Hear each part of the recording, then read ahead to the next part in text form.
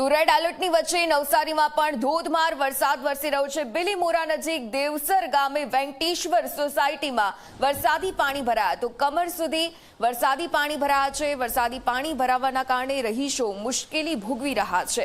તો સતત વરસાદી પાણીમાં ત્યાંના લોકો હવે મુશ્કેલીનો સામનો કરી રહ્યા છે। ડ્રેનેજની સફાઈના અભાવે પણ પાણીનો નિકાલ ન થતા હાલાકી ભોગવવાનો વારો આવ્યો છે।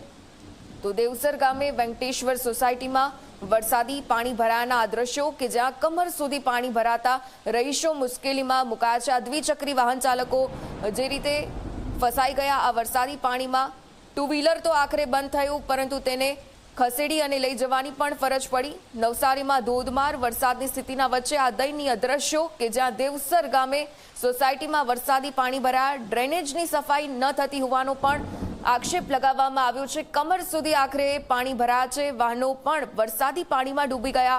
ડ્રેનેજની સફાઈના પણ તમામ લોકો આક્ષેપ કરી રહ્યા છે। ધવલ સંવાદદાતા ફોન લાઈન પર જોડાયેલા છે। ધવલ, જે રીતે નવસારીમાં પણ આબ ફાટ્યાની પરિસ્થિતિ છે, આ બધાની વચ્ચે વેંકટેશ્વર સોસાયટીમાં પણ ખાસ દર વખતની સમસ્યાના દ્રશ્યો સામે આવ્યા છે। શું જાણકારી વરસાદની પરિસ્થિતિના સંદર્ભે? જી, સવારથી એટલે કે મોડી રાતથી જે વરસાદ છે, રાત્રે 2 વાગ્યા બાદ જે વરસાદે ધમડાટી બોલાવી છે તેના કારણે નવસારી જિલ્લાની સ્થિતિ વિકટ બની રહી છે। ખાસ કરીને વાત કરવામાં આવે તો કાવેરી નદી જે છે ઉપરવાસના વરસાદને કારણે એની ભયજનક સપાટી વટાવી ચૂકી છે અને 20 ફૂટ ઉપર પહોંચી ગઈ છે, જેને કારણે બિલીમોરા શહેરના નીચાણવાળા જે વિસ્તારો છે એમાં પાણી ભરાઈ ગયા છે। ખાસ કરીને દેસરા વિસ્તાર છે, દેસરા વિસ્તારમાંથી 25 થી વધુ લોકોની સ્થળાંતર કરવામાં આવ્યું છે। એસડીઆરએફની ટીમ ત્યાં ઘટના સ્થળે પહોંચી ગઈ છે।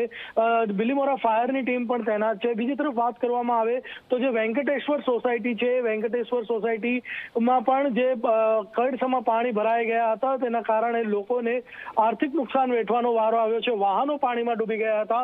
આ જ રીતે જો જોવામાં આવે તો ઉપરવાસમાં જે રીતે વરસાદ પડી રહ્યો છે તેના કારણે અંબિકા અને પૂર્ણા નદીની જળ સપાટી પણ સતત વધી રહી છે।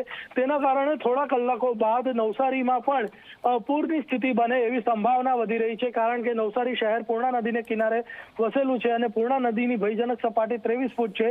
ત્યારે જો સતત જો વરસાદ અને પાણી રહે તો નવસારીના નીચાણવાળા વિસ્તારોમાં પણ પાણી ભરાવાની સંભાવના રહેલી છે, જેથી તંત્ર સાબદું છે અને સ્થિતિ ઉપર નજર રાખીને બેઠું છે। જી બિલકુલથી આભાર વિગતો સાથે જોડાવા બદલ। તો નવસારી કાવેરી નદીના પાણી વધતા મુશ્કેલી સતત વધી રહી છે। બિલીમોરામાં આવેલા દેસરા વિસ્તારમાં વરસાદી પાણી ભરાયા। દેસરા વિસ્તારમાં પાણી ભરાતા હાલાકી ભોગવવાનો વારો આવ્યો છે। આ સાથે પૂર્વ અને પશ્ચિમને જોડતા રેલવે અંડરપાસમાં પણ વરસાદી પાણી ભરાયા છે। તો અંડરપાસમાં પણ પાણી ભરાતા વાહન ચાલકો મુશ્કેલીમાં મુકાયા। દેસરા વિસ્તારમાં આવેલી રાવલ સ્ટ્રીટમાં વરસાદી પાણી ભરાયા છે। તો કાવેરી નદીની સપાટી સતત વધી રહી છે। તંત્ર એલર્ટ મોડની સ્થિતિ પર છે। તો આ સાથે નીચાણવાળા વિસ્તારોમાં પાણી ભરાતા હાલાકી ભોગવવાનો વારો આવ્યો છે।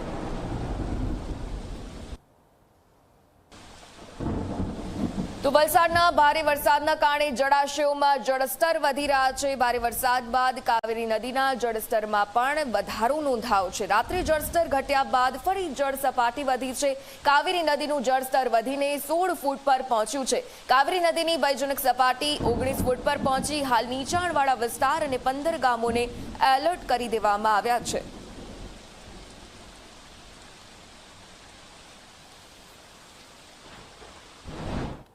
તો આજે નવસારીમાં હવામાન વિભાગે રેડ એલર્ટ આપી દીધું છે। રેડ એલર્ટને પગલે નવસારીમાં ભારેથી અતિભારે વરસાદની આગાહી કરવામાં આવી છે। ભારે વરસાદની આગાહીના પગલે જિલ્લા કલેક્ટરે શૈક્ષણિક સંસ્થાઓમાં રજા જાહેર કરી દીધી છે। જિલ્લા કલેક્ટર મનીષ ગુરવાણીએ જિલ્લાની તમામ શાળા, કોલેજો, આઈટીઆઈ અને આ સાથે આંગણવાડીઓમાં રજા જાહેર કરી છે।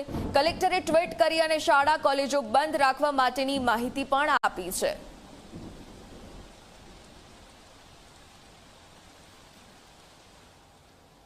તો નવસારીના બિલીમોરામાં સતત ધોધમાર વરસાદ વરસી રહ્યો છે। ભારે વરસાદથી નીચાણવાળા વિસ્તારોમાં પાણી ભરાઈ રહ્યા છે। તો દેસરા વિસ્તારમાં પાણી ભરાતા તંત્ર અને ફાયર વિભાગ એલર્ટની સ્થિતિ પર છે। ફાયર અને પાલિકાની ટીમે 24 લોકોનું સ્થળાંતર અત્યાર સુધી કર્યું છે। તો સ્થળાંતરિત લોકો માટે ભોજન અને આરોગ્યની સુવિધા પણ કરી દેવામાં આવી। લોકોને સાવચેત રહેવા માટે તંત્ર દ્વારા સતત અપીલ કરવામાં આવી છે।